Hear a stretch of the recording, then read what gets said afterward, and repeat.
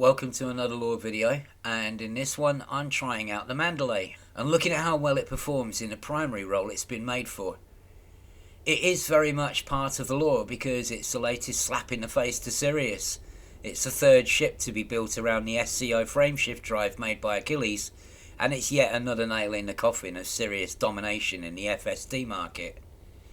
They were notably absent from the Mandalay launch party, choosing to stay at home and sulk instead, and you gotta think this is not over between Sirius and Achilles. The only other news right now is that Winters is finally here, and the new president, having had her inauguration ceremony, is now the president, so officially signed in, so that's at least one completely daft story put out of its misery. Also getting a fresh mention is the Mandalay's handling in atmospheres. And that's the second time it's been hinted at in the news that maybe at some point we'll have more developed atmospheres than the very thinly atmosphered worlds that Odyssey has brought in, which, pretty as they are, we'd love to have a bit more of that. Other people have been trying the Mandalay for everything from PvP to a medium multi-purpose ship for power play. So one way or another it's getting a lot of attention, and not just because it's new. Of the 3 new ships so far, the Mandalay has generated the most attention of all. But I intend to use it for exploring and as a potential replacement for the Asp Explorer and Phantom, the 2 best medium explorers at the moment, with many preferring the Phantom over the Asp because of the extra optional slot, better shield, better heat management, less drifty handling in normal flight, slightly longer range. But for me, the Asp Explorer agility in Super Cruise is far superior than the Phantom, and it's a deal breaker for me when doing things like mass code searching. So I've done 1.5 million light years in a Phantom and 2 million in the Asp Explorer, so I've had plenty of time in both to think about what I like and don't like, and to get to know what I want in an Explorer ship. So by the time the Mandalay dropped, I pretty much had to build for it already in my head, waiting to go. So has the Mandalay now taken over the new top spot for me? Let's find out. I got the Mandalay at Shinrata and I fitted it with all the modules I wanted, ready to engineer. I got the basic ship and a couple of liveries. It's nice to see a bit more choice of livery than there is for the T8 and the Python Mark II, and hopefully the range of liveries for those will be expanded at some point. I don't know if it was on their mind, but I'm wondering if FDev have given the Mandalay a few more liveries because they know that people are likely to be taking them on expeditions, and so they'll have a bigger choice of paint jobs for pictures and video. I don't know if that was on their minds or not, but more choice is always good, and they all look nice. Another nice touch is that there are lights above where you put the decals and the name and ID plates. I like that, little lights shining down on them. So it shouldn't matter too much what colour you use, they should be lit up on almost every paint colour. And then I engineered the whole ship from scratch. I'd already gathered the materials, so all I needed to do was trade a bit, and then I could just do the lot. I did take a couple of bits from my Asp Explorer, the utilities, because I had them already done, and a double engineered power plant from the community goal, which is overcharged and armoured. Gives you more power than a 4A armoured power plant, but it does get a bit warmer and in slightly lower integrity. But it's still tough enough, and it's ideal for a bit of weight saving, and the Asp Explorer coped with it for a million light years, so the Mandalay with much better heat management should use it just fine. And we don't have a full build on either of the 2 main theory crafting sites, Coriolis and ED Shipyard. Coriolis has a hurriedly added Mandalay loadout, but it doesn't include my power plant or many of the newer modules, and just looking at a build online doesn't really explain the choices or why I made them. So let's quickly go through the build. So look at the core modules first. The lightweight alloy, heavy duty and deep plating, a no-brainer which you always put on an Explorer ship because it takes advantage of the fact that lightweight alloy doesn't weigh anything. So it has 0 impact on your range, but just gives you a little bit more protection. The power plant, as I said, the pre-engineered one from the old community goal, armoured and overcharged. I put thermal spread on it, and it's just providing the power that I need. Right on the limit of it. The thrusters, dirty and drag. The SCO drive, the usual, even though it's an SCO drive, increased range, mass manager.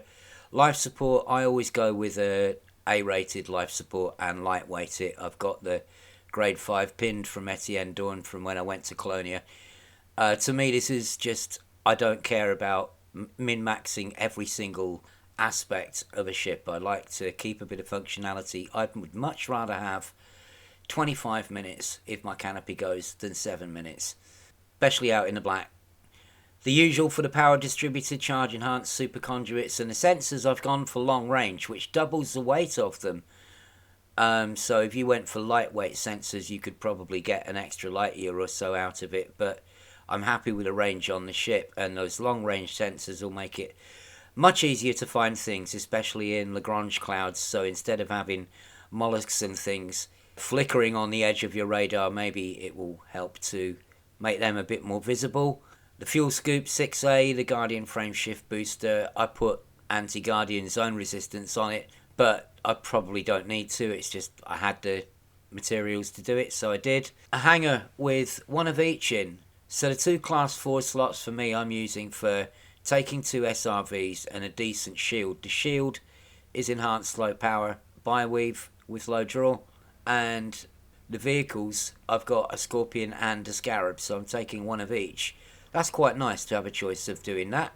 That's it, the AFMU, because I'm going to be neutron jumping, I'm going to want to repair the frameshift drive, a repair limpet controller for the hull, and enough cargo rack, enough cargo space to synthesize 4 limpets if I need to run a few on myself, and the detailed surface scanner with the extra radius, so it takes less probes to map a body, that you can buy from a technology broker, which was unlocked by a community goal, but which, unlike the power plant, actually appeared in a technology broker. So go get one. Put that in all of your Explorer ships. Super Cruise Assist, I've put it in because I have these 2 optional slots. I could do a research limpet, I could do a fuel transfer limpet. I've decided to take a Super Cruise Assist. I've also decided to take a docking computer because I want to test the auto land facility and see how well it copes with that. We come to the utilities, the chaff launcher, in videos and things when we have mass jumps, people will often fire off chaff because it's a little bit of effect. People can spin round firing chaff and somebody will video that and then they do a mass jump or whatever. So really these are just bits of fun for community gatherings. The point defence, it's there. If I want to take it to a Guardian site or something, I'm covered without having to worry about, I better fit a point defence. It's already on there. It's lightweight. It has pretty much 0 impact on the range. Frame shift scanner can be handy for catching up with other players, especially if you're gathering for a mass jump or something and you got the poor guys organising it, trying to desperately wing everybody in. If you can find your own way there by homing in on somebody's wake and dropping in on the instance without having to be invited, you're helping out the organisers as well as not relying on them. And a heatsink launcher just in case, lightweight, and I'll have plenty of refills. When we come to the hard points, the Imperial Hammer. This is, with plasma slug, allows you to fire off fuel, and you only really use it if you're manual plotting at the edge of the galaxy where the stars are very sparse, or between spiral arms if you're trying to plot a way through those, and you're going to use Jumponium FSD injections for each jump using raw materials. You can also fire off a little bit of fuel and give yourself an extra half a light year that you might need, along with a synthesis to make a jump. So it's an option. It's an option for getting rid of fuel. I could also just burn the SEO drive for a bit and do the same thing now, I suppose, but still, I keep it possibly more out of tradition than anything else. That's the build. It may not be what everybody does, but those are my reasons. You could downgrade the thrusters, but I prefer to have the boost speed, which is 533, which is very nice. The Asp Explorer and the Phantom with 4D thrusters will do about 464, which is still nice when you consider that an unengineered A-rated Fertile Lance does 406 on boost. That's actually pretty good. The 5D power distributor weighs less than the 4A and lets you boost every 5 seconds or so. And so yeah, I have just under 74 light years with it. Fully engineered, my build gives me just under 74 light years, 73.95. That's for an all-purpose Explorer build which can repair itself as much as possible, neutron jump fast if I want it to, with a decent shield that should protect me from the odd accident on planets if I don't go full speed into something. I don't like to make Explorer ships too fragile or trade too much functionality just to get range. You know, range is not the be-all and end-all of exploring. It's one factor, not the only one. But you could get more range if you further downsized a few of the modules, you took one SRV instead of two, squeeze a couple of more light years out of it that way. But yeah, 74 will do for me. You want your range to be as high as possible, but you don't want to compromise your ship's agility or boosting too much. Some people don't mind that, but for me, I like to have a more rounded build than that. If that means compromising a bit of range, so be it, you know. Doesn't have to be your choice, but it happens to be mine. And this should boost around on planets very nicely. The Super Cruise overcharge ability is the most stable of all the new ships so far. As advertised, it's extremely fuel efficient. Here, I'm able to travel over 600,000 light seconds on about half a tank of fuel.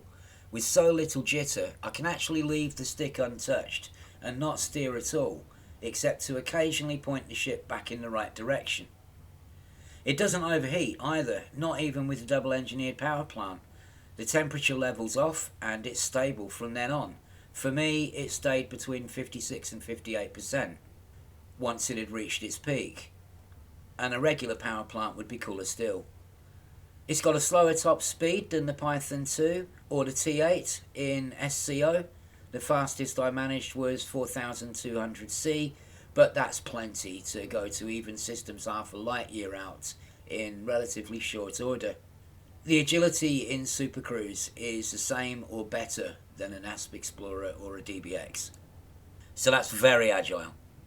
Both of those ships pitch a little quicker than the Mandalay at zero throttle in Super Cruise, but at speed, and especially in the optimum speed zone, where you have maximum agility for any ship, the agility of this one is off the charts and beats everything else. You can flip around 180 degrees very fast. That agility is incredible. It will work for everything.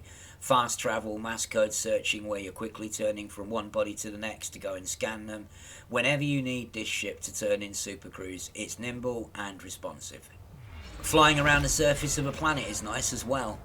I don't do flight assist off, so maybe someone will evaluate it in that mode, but even with it on, it's super agile in normal flight, just as it is in Super Cruise. Flying and handling like a dream. And the boost sounds wicked. That very satisfying thumping sound reminds me of the solid thump of the DBX when that boosts. My favourite boost sound is still the Dolphin, because when it boosts, it sounds like a dolphin. If you haven't noticed that before, try it for yourself and see. But this boost sound is a very close second on the Mandalay. It's wicked. I love it. Speaking of the Dolphin, you can also jump in the Mandalay while you're still fuel scooping, just like you can in a Dolphin. Unless it's going to take you ages to get away from a really, really big star, but more often than not, you can do exactly as you can in a Dolphin and jump while you're still fuel scooping. Testing it on rough ground with the docking computer to see how well it auto lands, and it did pretty well there too. You have to move it about until it says it can land, but once it says it can, you can go hands off and leave it, and it doesn't do a bad job, even on quite rough terrain. The small footprint works well despite the width of the ship making it look like you'd need more space. And it's about as good as you could expect from a medium ship. No matter how small the footprint on a medium ship, it's never going to match the landing potential of a small ship, but this is as close as it gets. The SCO drive is also useful, of course, for quickly leaving planets. And together with very fuel efficient fast travel to distant bodies, explorers are going to love these new facilities. Having tested the basics, I took it for a quick trip to the Omega mining station to see how it performs when neutron jumping. There may be potential for the Mandalay to be a fuel rat or a hull seal ship. I think it would work well as a fuel rat ship, but maybe not so well for the hull seals. The reason being that the Class 6 slot will be for a fuel scoop, and the Class 5 for an FSD booster, and hull seals like to take a Class 5D repair limpet as standard, so that means dropping down to a Class 4 FSD booster already. So for quickly buckyballing out there to repair someone, the Phantom may still be a better choice, or, the Mandalay could still be good. I don't know. It could certainly do the job, but whether it would be the best choice for it would be another matter. Omega Mining Station is getting close to the edge of the core region where the stars are more numerous and so are the neutrons. It's about 5,000 light years from the bubble, and once you get outside the bubble, just outside the bubble, there's a steady string of neutrons all the way. They're part of what we call the neutron highway. So that gave me the opportunity to see how many jumps in a row it could do before refueling, how well it performs when neutron scooping, and so on. I'm using the Neutron Jumping plugin for ED Market Connector, which was developed a few years ago with the help of the Wholeseals. You give it your start and destination systems and your ship's range, and it will plot a course using every neutron it can. So basically it's a Spanish interface but in a handy plugin, so you don't have to switch screens. And when you arrive at each destination, at each neutron, and supercharge from it, you can then automatically paste the next location, the next neutron star, straight into the galaxy map and plot to it, which is just making it really nice and convenient. The route to Omega was going to involve about 23 neutron jumps each way, so that was plenty for a test. I didn't do it as a focused speed run. I took a leisurely pace, copy paste jump, and I didn't jump while scooping every time either. So I didn't optimise the run. But I did put a premium refill in the AFMU so that it repairs at twice the speed. Every neutron jump takes 1% from your frameshift drive, and it will begin to malfunction at 79%. I usually let that happen. Get the first malfunction message at 79%, then get away from the star, slow to zero throttle, drop into normal flight, and fix the drive. So that's every 21 jumps. Remember that each neutron jump takes one normal jump's worth of fuel, and you don't get any fuel back. So after a few jumps you have to find a fuel star. When the tank gets low, I copy the next neutron into the galaxy map, then change the destination to a fuel star nearby, refuel, then copy the neutron again to continue jumping to it with a full tank. The Mandalay can do a few more jumps before refueling than the Asp Explorer or the Phantom. That's going to be dependent on your loadout and what you have running. For me, it's about 8 to 10 jumps instead of 6 to 8. So, 2, maybe 3 jumps more than I would get with either the Asp Explorer or the Phantom neutron jumping before I have to refuel. I had no issues with neutron jumping, not at all. Just follow the usual method, sweep away from the core to the end of either jet cone and quickly supercharge and then be on your way. Sometimes you'll get one of these that we've nicknamed an angry neutron, spinning very, very fast like this one, and it's doing that because there's another star nearby. These are not as scary as they look.